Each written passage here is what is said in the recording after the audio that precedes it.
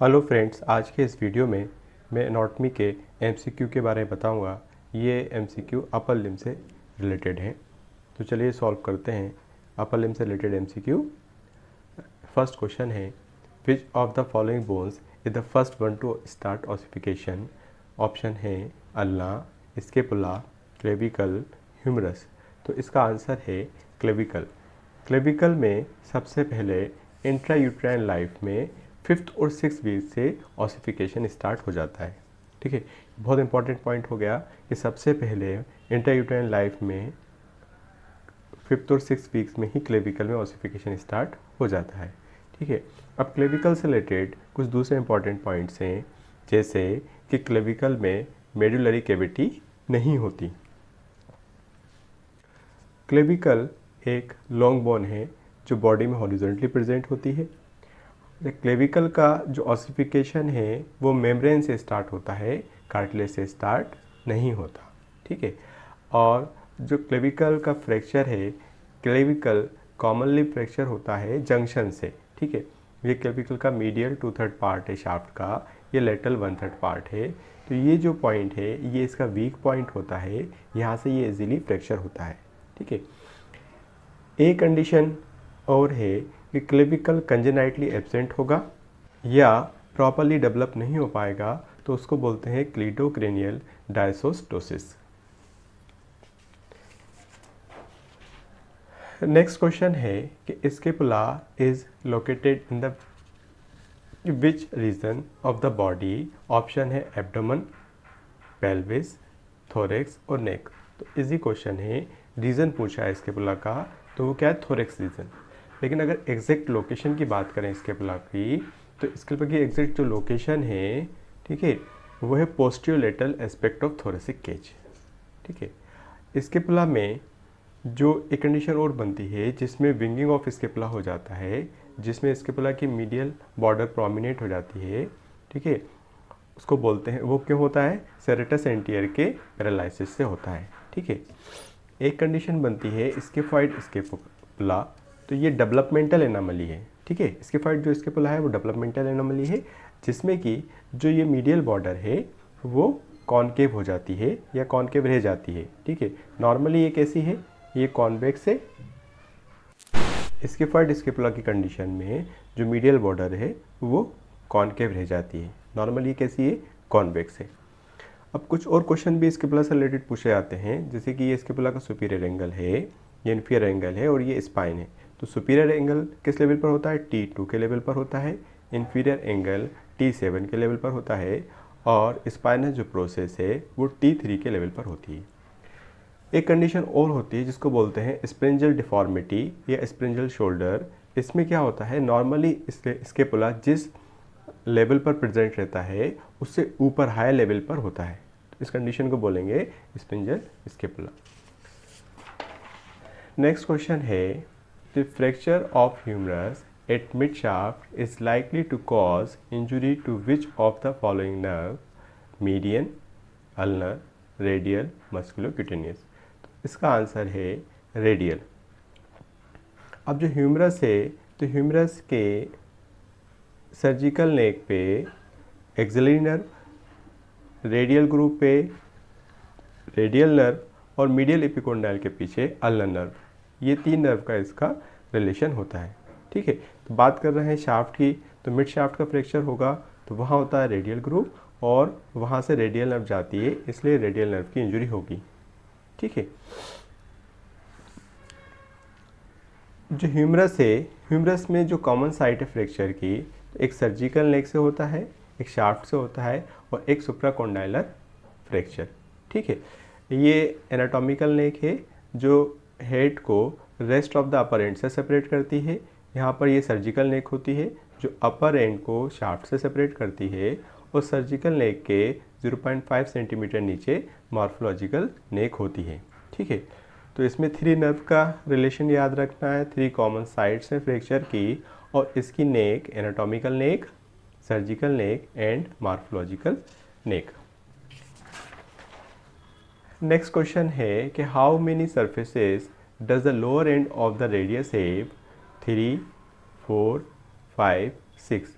तो रेडियस के lower and में 5 सरफेस होती हैं, anterior surface, posterior surface, medial surface, lateral surface and inferior surface. तो करेक्ट आंसर क्या है इसका? 5। अब यहाँ पर रेडियस से रिलेटेड जो इंपॉर्टेंट क्वेश्चन बनते हैं फ्रैक्चर में, तो कोलिस फ्रैक्चर एंड स्मिथ फ्रैक्चर। इस कंडीशन में ये जो रेडियस का लोअर एंड है, ठीक है, ये 2 सेंटीमीटर ऊपर से, यहाँ से 2 सेंटीमीटर ऊपर से क्या होता है? फ्रैक्चर होता है, ठीक है। तो ये फ्रैक्चर होने के बाद या एंटीरियर डिस्प्लेस होगा या पोस्टीरियर डिस्प्लेस होगा। जैसे कि ये मेरा रेडियस का लोअर एंड हो गया, जब ये यहाँ से टूटा 2 सेंटीमीटर ऊपर से, ठीक है, ये डिस्टल फ्रैगमेंट है, तो ये या तो आगे आएगा या पीछे जाएगा। तो जब वो पीछे जाएगा तो उसको बोलेंगे कोलिस फ्रैक्चर, और जब वो एंटीरियर डिस्प्लेस होगा तो उसको बोलेंगे स्मिथ फ्रैक्चर। एक कंडीशन होती है जिसमें कभी कभी रेडियस और अल्नर फ्यूज हो जाती हैं, तो उसको बोलते हैं रेडियो अल्नर साइनोस्टोसिस, ठीक है। एक कंडीशन है जिसमें जो ये रेडियस का हेड है और हेड के चारों तरफ प्रेजेंट होता है एनुलर लिगामेंट। तो एनुलर लिगामेंट से हेड ऑफ रेडियस स्लिप हो जाता है, यानी एनुलर लिगामेंट अपनी जगह पर रह जाता है और हेड ऑफ रेडियस नीचे आ जाता है। तो इस कंडीशन को बोलते हैं सबलक्शन ऑफ हेड ऑफ रेडियस और पुल्ड एल्बो, ठीक है। एक फ्रैक्चर और है बार्टन फ्रैक्चर। तो इसमें यहाँ पर ये जो एरिया आप देख रहे हैं ये कहलाता है intra articular fracture of distal end of radius, ठीक है। यहाँ पर ये वाला पार्ट इसका फ्रैक्चर होगा, तो इसको बोलेंगे वार्टन फ्रैक्चर, ठीक है। अब इसी से रिलेटेड जो अल्ना के फ्रैक्चर हैं, तो अल्ना के अगर शाफ्ट में फ्रैक्चर होगा तो उसको बोलेंगे नाइटिस्टिक फ्रैक्चर, ठीक है। अगर शाफ्ट के अपर 1/3 में होता है तो मॉन्टेग्यू फ्रैक्चर, और ऑलिकोरन प्रोसेस में फ्रैक्चर होता है तो ह्यूम फ्रैक्चर। लेकिन ऑलिकोरन प्रोसेस में जब फ्रैक्चर होगा तो उसमें head of radius anteriorly dislocate हो जाएगा।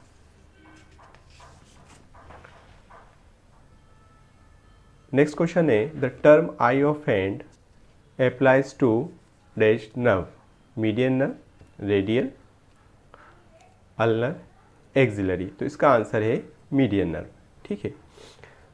तो यहाँ पर जो आई ऑफ हैंड है वो कौन सी नर्व कहलाती है? मीडियन नर्व कहलाती है। और मीडियन नर्व का ही दूसरा नाम क्या है? लबरल नर्व।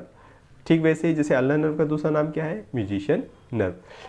क्योंकि ये मीडियन नर्व कोर्स मूवमेंट को हैंड के कंट्रोल करती है और अल्नर नर्व फाइन मूवमेंट्स को कंट्रोल करती है, ठीक है, फिंगर्स के फाइन मूवमेंट्स को कंट्रोल करती है। एक कंडीशन होती है एथ थंब डिफॉर्मिटी। तो इसमें जो थिनर मसल्स हैं वो पैरालाइज हो जाती हैं। जब एल्बो के लेवल के ऊपर मीडियन नर्व की इंजरी होती है तो ये वाला जो एरिया ये कहलाता है थिनर एमिनेंस। यहाँ पर थिनर मसल्स पैरालाइज हो जाती है और ये पूरा फ्लैट हो जाता है, इसको बोलते हैं एथ थंब डिफॉर्मिटी, ठीक है। एक condition CTS carpal tunnel syndrome. तो यहाँ पर ये फ्लेक्सर रेटिनोकुलम, ठीक है, उसके नीचे कार्पल टनल बन रहा है, यहाँ से मीडियन नर्व जा रहा है। तो इस एरिया पे जब मीडियन नर्व कंप्रेस होती है तो उसको बोलते हैं कार्पल टनल सिंड्रोम या CTS, ठीक है। एक कंडीशन बनती है कंप्लीट क्लॉ हैंड। तो कंप्लीट क्लॉ हैंड में मीडियन और अल्नर नर्व दोनों ही पैरालाइज होते हैं, ठीक है। ऐसी कंडीशन रहेगी जिसमें कि इंटरफेरेंजियल जो जॉइंट्स हैं उनका फ्लेक्शन होगा और जो ये मेटाकार्पल है, मेटाकार्पल और फेरेंजियस के बीच का जॉइंट मेटाकार्पोफेरेंजियल जॉइंट का हाइपर एक्सटेंशन होगा, ठीक है। तो इस टाइप की कंडीशन को बोलते हैं क्लॉ हैंड। और ये जो कंप्लीट क्लॉ हैंड होगा इस कंडीशन में मीडियन और अल्नर नर्व दोनों ही पैरालाइज होंगे, ठीक है।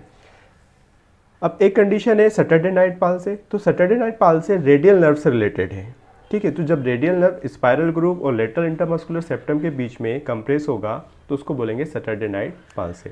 तो सैटरडे नाइट पाल्सी किससे रिलेटेड है? रेडियल नर्व से, ठीक है। इसी से रिलेटेड बनता है क्वेश्चन कि अगर रेडियल नर्व की इंजरी में क्या कंडीशन बनती है? रिस्ट ड्रॉप की, और शोल्डर ड्रॉप की कंडीशन बनती है ट्रेपेजियस। शोल्डर ड्रॉप जो है वो ट्रेपेजियस से रिलेटेड है। अगर नर्व का रिलेशन क्यूबाइटल फोसा में देखें मीडियल टू लेटरल, तो medial nerve, brachial artery, tendon of biceps brachii, radial nerve. तो क्यूबाइटल फोसा का मोस्ट मीडियल कंटेंट क्या हो गया नर्व का? Median nerve. यानी मीडियन नर्व क्यूबाइटल फोसा में मीडियल साइड प्रेजेंट है और रेडियल नर्व क्यूबाइटल फोसा में लेटरल साइड प्रेजेंट है। मोस्ट लेटरल कंटेंट है रेडियल नर्व। नेक्स्ट क्वेश्चन है कि पॉटर टिप और policeman tip deformity occurs due to Klumpke's paralysis, paralysis of median nerve, paralysis of radial nerve and Erb's paralysis. ठीक है, तो इसका answer क्या है? Erb's paralysis. ठीक है, तो यहाँ पर ये आप देख रहे हैं ब्रेकियल प्लेक्सिस, ये इसकी रूट हैं, ट्रंक्स हैं, डिवीज़न है और कॉर्ड हैं। तो ये जो एरिया है ये अपर ट्रंक है जो कि C5 और C6 के मिलके बन रहा है। ठीक है, फिर इसका फर्दर डिवीज़न हो गया वेंट्रल और डॉर्सल डिवीज़न में। ठीक है, तो ये जो एरिया कहलाता है अर्स पॉइंट और ये अपर ट्रंक की जब इंजरी होगी तो वो कहलाएगा अर्स पैरालिसिस। ठीक है, जिसकी रूट वैल्यू क्या होगा? C5 और C6। अगर ब्रेकियल प्लेक्सिस में लोअर ट्रंक में इंजरी होगी तो क्लुम्पकेस पैरालिसिस होगा और उसकी रूट वैल्यू C8 और T1 होगी। ठीक है, एक क्वेश्चन इससे रिलेटेड और भी बनते हैं कि जो ब्रेकियल प्लेक्सिस है, ठीक है, उसकी जो लार्जेस्ट ब्रांच है वो है रेडियल नर्व और स्मॉलेस्ट ब्रांच है मीडियल ब्रेकियल क्यूटेनियस नर्व और इसी का दूसरा नाम जो है वो है medial cutaneous nerve of the arm. Next question है rotator cuff is formed by all except supraspinatus, infraspinatus, teres major, subscapularis. जो रोटेटर कफ है उसके जो मसल्स हैं उसमें, ठीक है, ASITS यानी कि सुप्रास्पाइनेटस, इंफ्रास्पाइनेटस, टेरिस माइनर और सब स्केपुलरिस। यहाँ पर टेरिस मेजर नहीं है, ठीक है, टेरिस माइनर है। तो रोटेटर कफ की जो मसल्स हैं ये हैं। ठीक है, अब इसी के साथ मैं आपको बताता हूँ कि जो स्केपुलर रीजन है उसकी मसल्स जो हैं, तो रोटेटर कफ की जो मसल्स हैं वो सारी मसल्स के साथ टेरिस मेजर भी है। Supraspinatus, infraspinatus, teres minor, subscapularis और टेरिस मेजर।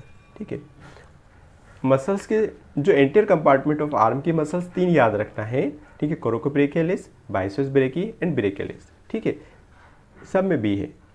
यहाँ पर ये ब्रेकियलिस, इस तरीके से इसको याद रखना है। और जो पोस्टीरियर कंपार्टमेंट ऑफ आर्म की मसल्स ट्राइसेप्स ब्रेकी। ठीक, front of the forearm की जो मसल्स हैं उसमें प्रोएटर टेरिस है, flexor carpi radialis, palmaris longus, flexor digitorum superficialis और flexor carpi ulnaris and deep muscles में flexor digitorum profundus, flexor pollicis longus and pronator quadratus. Next question है the largest branch of axillary artery. इसके options हैं superior thoracic artery, thoracoacromial artery, lateral thoracic artery, सब scapular artery. ठीक है, तो जो axillary artery है उसकी 6 ब्रांच होती हैं। फर्स्ट पार्ट से 1 ब्रांच, सेकंड पार्ट से 2 ब्रांच और थर्ड पार्ट से 3 ब्रांच निकलती हैं। तो जो सुपीरियर थोरेसिक आर्टरी है स्मॉल ब्रांच है। जो थोरैकोएक्रोमियल आर्टरी जो सेकंड पार्ट से निकल रही है उसकी 4 ब्रांच हैं, एक्रोमियल, पेक्टोरल, क्लेविकुलर, डेल्टॉइड। इसको आप ABCD से याद रख सकते हैं और B की जगह P यानी A से एक्रोमियल, B की जगह P हो गया पेक्टोरल, C से क्लेविकुलर और D से deltoid. Lateral thoracic artery basically ये जो फीमेल में लार्ज होती है वो ब्रेस्ट को सप्लाई करती है। फोर्थ सब स्केपुलर आर्टरी जो लार्जेस्ट है, तो इसका आंसर क्या हुआ? सब स्केपुलर आर्टरी। उसके बाद anterior circumflex humeral artery and posterior circumflex humeral artery. तो anterior posterior circumflex humeral artery में कंपेयर करें तो एंटीरियर स्मॉल है और पोस्टीरियर लार्ज है। ठीक है, इसी के साथ मैं आपको बता दूं जो ब्रेकियल आर्टरी की ब्रांचेस हैं उसमें profunda brachii artery, superior ulnar collateral, inferior ulnar collateral, nutrient artery और लास्ट में जो ब्रेकियल आर्टरी की टर्मिनल ब्रांच है वो रेडियल एंड अल्नर आर्टरी होती है। ठीक है, जो एक्सिलरी आर्टरी का जो पल्सेशन है वो एक्सिला के लेटरल वॉल के लोअर पार्ट में फील होता है और ब्रेकियल आर्टरी का जो पल्सेशन है वो एल्बो के फ्रंट में बाइसेप्स ऑफ टेंडन के मीडियल साइड प्रेजेंट होता है।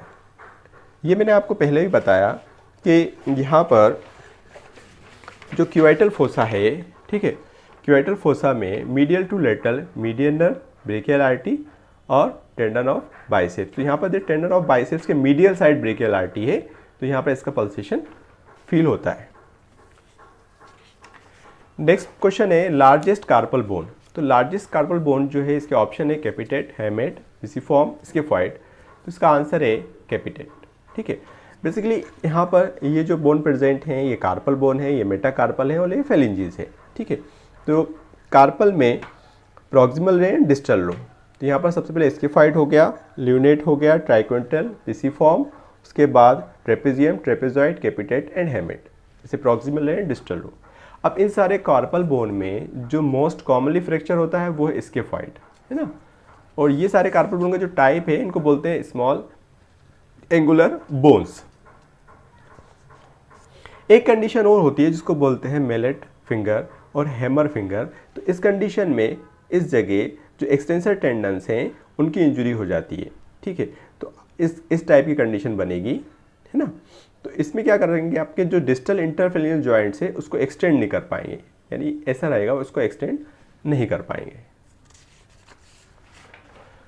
नेक्स्ट क्वेश्चन है the extensor retinaculum attached between, option है radius ulna, scaphoid ulna, radius and triquetral pisiform, radius and lunate. तो इसका आंसर क्या है एक्सटेंसर रेटिनोकुलम का, कि radius, triquetral and pisiform. Body में यहाँ पर इसके लेवल पर ये एंटीरियरली बन रहा है फ्लेक्सर रेटिनोकुलम और पोस्टीरियरली बन रहा है एक्सटेंसर रेटिनोकुलम। तो इसका अटैचमेंट यहाँ पर और इसका अटैचमेंट यहाँ पर है, ठीक है। तो जो फ्लेक्सर रेटिनोकुलम बन रहा है वो कॉर्पस की एंटीरियर कॉन्केविटी भी बन रहा है और एक वहाँ पर टनल बन रहा है जिसको बोलना है अपन कार्पल टनल। तो इसका जो अटैचमेंट है फ्लेक्सर रेटिनोकुलम का, तो मीडियल साइड और लेटरल साइड, ठीक है। तो मीडियल साइड वो अटैच है पिसिफॉर्म से, हेमेट से, और लेटरल साइड अटैच है स्केफॉइड से एंड ट्रेपेजियम से। तो ये ओवरऑल इम्पॉर्टेंट मैंने आज के टॉपिक में बताया आपको MCQ। तो चैनल को लाइक करें, सब्सक्राइब करें और शेयर करें, और कोई डाउट इससे रिलेटेड है तो मेरे को कमेंट करें। Thank you so much.